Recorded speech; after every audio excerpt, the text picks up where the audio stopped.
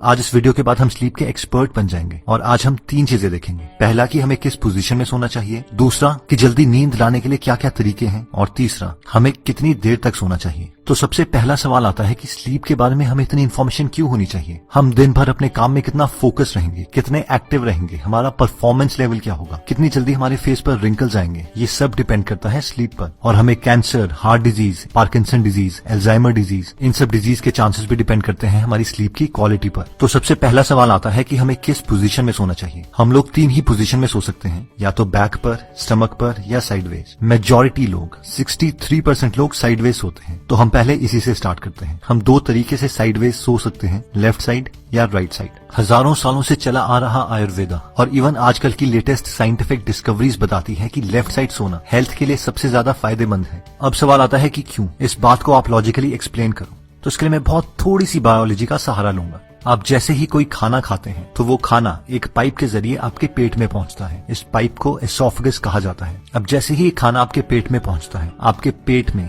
Gastric fluids release होते हैं, यानी एक एसिड रिलीज होती है जिसे उस खाने को डाइजेस्ट किया जाता है और नेक्स्ट सेक्शंस में पहुंचाया जाता है। अब ये एसिड वापस उस पाइप में एसोफेगस में ना आ जाए, इसके लिए एसोफेगस के एंड में एक वॉल्व लगा है जिसका काम है कि जैसे ही खाना पेट में पहुंचता है वो ऑटोमेटिकली बंद हो जाएगा। अब एज के कारण या और रीजन से ये वॉल्व ढीला पड़ जाता है, जिसकी वजह से पेट की एसिड्स एसोफेगस तक पहुंचने लगती है। अब क्योंकि हमारी बॉडी के अंदर हमारी स्टमक एक बीन की शेप में लेफ्ट हैंड साइड में है, इसलिए जब भी आप लेफ्ट हैंड साइड में सोते हो तो ग्रेविटी के जरिए हमारी सारी पेट की एसिड और खाना बॉटम में रहता है, जिसकी वजह से खाने को डाइजेस्ट करना बहुत आसान हो जाता है और आपके पेट की एसिड एसोफेगस तक नहीं पहुंचती। लेकिन अगर अब आप इमेजिन करो कि आप राइट हैंड साइड में सोए हो, तो आपने इस प्रोसेस को कम्प्लीटली ऑपोजिट कर दिया है और इसकी वजह से अब आपके पेट की एसिड आपके एसोफेगस तक पहुंचेगी, जिसकी वजह से आपकी छाती जलने लगेगी और टेक्निकल टर्म्स में इसे हार्ट बर्न और रिफ्लक्स भी कहा जाता है, जिससे हाइटल हर्निया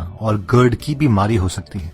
अब देखते हैं कि हमारे हार्ट को लेफ्ट हैंड साइड में सोने का क्या फायदा है। हमारे बॉडी की सबसे बड़ी आर्टरी आयोटा है, जो कि हार्ट के साथ कनेक्टेड है और लेफ्ट हैंड साइड में टिल्टेड है। आयोटा को डायरेक्टली हार्ट से खून मिलता है और वो खून हमारे लोअर पार्ट ऑफ बॉडी में जाता है। अब अगर हम लेफ्ट हैंड साइड में सोते हैं तो नेचुरल ग्रेविटेशनल फोर्सेस की वजह से हमारे हार्ट को आयोटा में खून पहुंचाने के लिए बहुत कम एफर्ट करना पड़ेगा, और जबकि ये एफर्ट बहुत ज्यादा होगा अगर हम राइट हैंड साइड में सोते हैं। अगर आपने अपने घर में पंप लगाए हैं तो आप इस प्रिंसिपल को आसानी से समझ सकते हैं कि पानी को ग्राउंड फ्लोर से 10th फ्लोर में पहुंचाना मुश्किल है, जबकि ये बहुत आसान है अगर आपको पानी को 10th फ्लोर से ग्राउंड फ्लोर में लाना है। इसलिए अगर आप पूरे दिन में 8 घंटे लेफ्ट हैंड साइड में सोते हैं तो वो 8 घंटे आप अपने बेस्ट फ्रेंड हार्ट की मदद कर रहे हैं। लेफ्ट हैंड साइड सोने का तीसरा फायदा होता है लिम्फेटिक सिस्टम को। लिम्फेटिक सिस्टम का ऑर्गन स्प्लीन हमारे बॉडी की लेफ्ट हैंड साइड में स्टमक के साथ होता है। स्प्लीन का बेसिक फंक्शन होता है खून को साफ करना और डैमेज्ड रेड ब्लड सेल्स को बॉडी से हटाना और इमरजेंसी कंडीशंस के लिए खून स्टोर करके रखना, जैसे कि कट या इंजरी।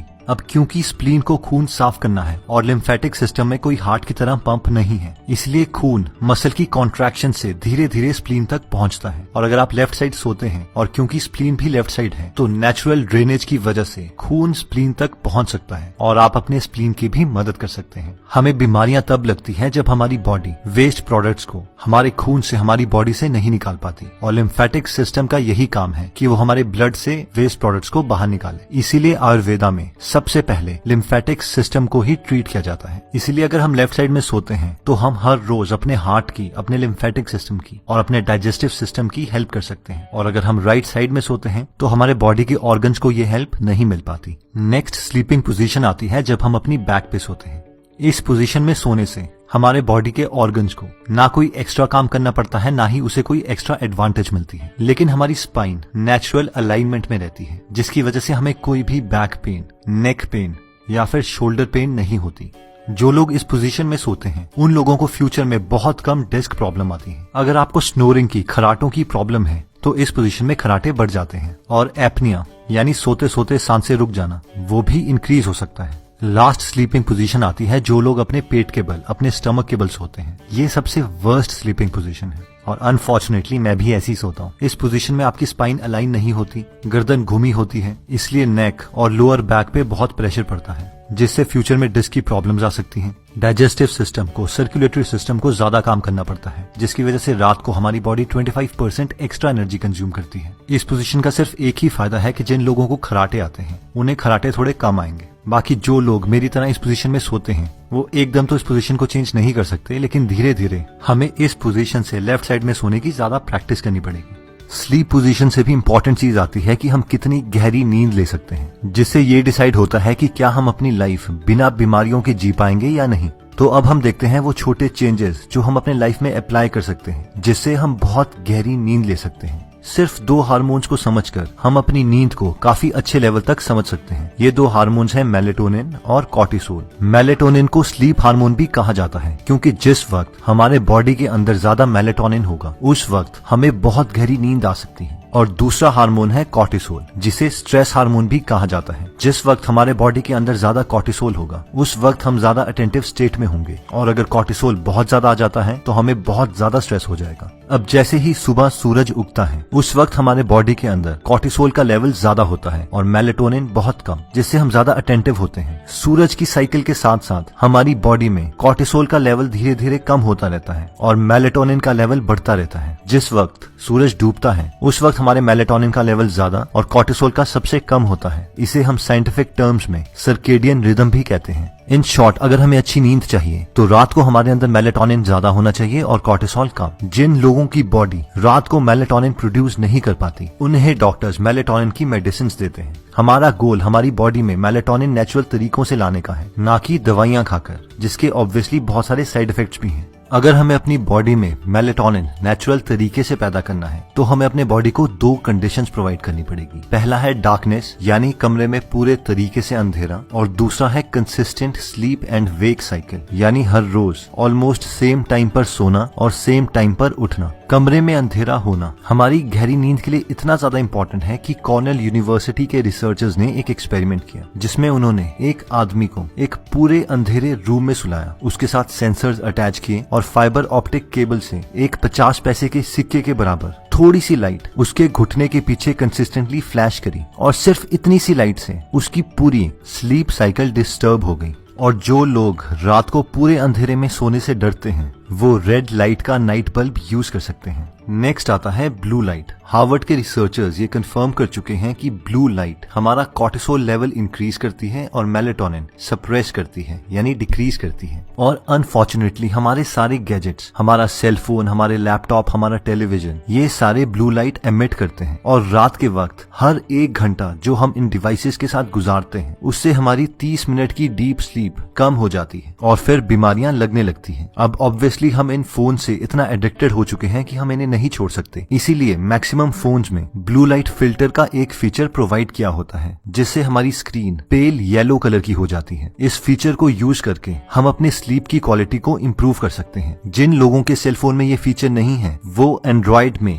ट्वाइलाइट ऐप को डाउनलोड कर सकते हैं, जो सूरज के साथ साथ आपके मोबाइल का कलर भी चेंज करती रहेगी। और लैपटॉप के लिए f.lux एप्लीकेशन को डाउनलोड कर सकते हैं जो सेम फीचर प्रोवाइड करती है। नेक्स्ट पॉइंट कहता है कि maintain the body temperature. School में तो हमें सिखाया जाता है कि normal body temperature 98.6 degree Fahrenheit होता है, बट रियलिटी में ये पूरे दिन भर चेंज होता रहता है। अब हमारी बॉडी की नेचुरल टेंडेंसी है कि रात के वक्त हमारे बॉडी का टेम्परेचर कम हो जाता है ताकि हमें गहरी नींद आए। अगर हमारे एनवायरनमेंट का टेम्परेचर बहुत ज्यादा है तो हमारे बॉडी को बहुत ज्यादा काम करना पड़ेगा ताकि वो अपने इंटरनल टेम्परेचर को रेगुलेट कर सके। लकीली आजकल हम ऐसे एनवायरनमेंट में रहते हैं जहाँ पर हम अपने रूम टेम्परेचर्स को कंट्रोल कर सकते हैं। रिसर्चर्स बताते हैं कि हमारे रूम का टेम्परेचर स्लीप के लिए 16.6 डिग्री से 20 डिग्री सेल्सियस तक बेस्ट है। अपने बॉडी टेम्परेचर को कंट्रोल करने के लिए दूसरा ऑप्शन आता है कि हम सोने से 2 घंटे पहले गर्म पानी से नहा लें। अब ये सुनने में तो काउंटर इंट्यूटिव लगता है कि नहाने से तो हमारा बॉडी टेम्परेचर इंक्रीज हो जाएगा, लेकिन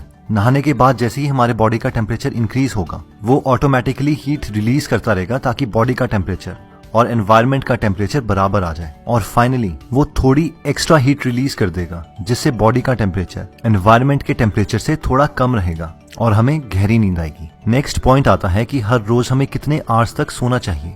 तो नेशनल स्लीप फाउंडेशन के 18 एक्सपर्ट्स ने मिलकर एल्सवेयर के स्लीप हेल्थ जर्नल में हमें ये रिकमेंडेशंस दी हैं। 0 से 3 मंथ्स के न्यू बॉर्न्स को 14 से 17 आवर्स तक सोना चाहिए। 4 से 11 मंथ्स के इन्फेंट्स को 12 से 15 आवर्स सोना चाहिए। 1 से 2 इयर्स के टॉडलर्स को 11 से 14 आवर्स सोना चाहिए। 3 से 5 इयर्स के प्री स्कूलर्स को 10 से 13 आवर्स सोना चाहिए। 6 से 13 इयर्स के स्कूल एज्ड चिल्ड्रन को 9 से 11 आवर्स सोना चाहिए। 14 से 17 इयर्स के टीनेजर्स को 8 से 10 आवर्स सोना चाहिए और 18 से 64 इयर्स के यंग एडल्ट्स और एडल्ट्स को 7 to 9 आवर्स सोना चाहिए और 65 इयर्स से बड़े ओल्डर एडल्ट्स को 7 to 8 आवर्स होना चाहिए। तो दोस्तों, इस वीडियो में हमने 3 चीजें देखी। सबसे पहली थी स्लीप पोजीशन। अगर हम लेफ्ट साइड में सोते हैं तो वो हमारे बॉडी प्रोसेसेस को हेल्प करता है, जैसे कि हार्ट को हेल्प मिलती है, स्टमक को मिलती है और स्प्लीन को मिलती है। सेकंड, हमने देखा था कि हमारी स्लीप की क्वालिटी को इम्प्रूव करने के लिए हमें अपने बॉडी में नेचुरल मेलेटोनिन प्रोडक्शन इंक्रीज करनी पड़ेगी और वो हो सकती है जब हम पूरे अंधेरे में सोते हैं, सोने से पहले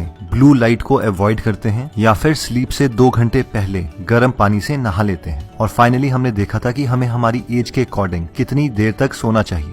दोस्तों, अगर आप फ्री में हिंदी ऑडियो बुक समरी सुनना चाहते हैं तो डिस्क्रिप्शन में दिए हुए लिंक पे जाके आप हमारी गीगल ऐप डाउनलोड कर सकते हैं। वहां पे आप फेमस बुक सुन सकते हैं, जैसे कि the miracle morning, you can and you will, how to make friends and influence people, E myth revisited, 0 to 1, Chanakya Niti, the one thing, power of habit, wings of fire, the monk who sold his Ferrari and many more. और हर हफ्ते इस app में हम एक नई audio book summary डालते हैं। अगर आप हमारी वीडियोस मिस नहीं करना चाहते तो हमारा पेज लाइक करने के बाद 3 डॉट्स के बटन को प्रेस करके फॉलो के बटन को सिलेक्ट कीजिए और फाइनली सी फर्स्ट के ऑप्शन को सिलेक्ट कर लीजिए। इससे आपको हमारी हर पोस्ट मिलती रहेगी।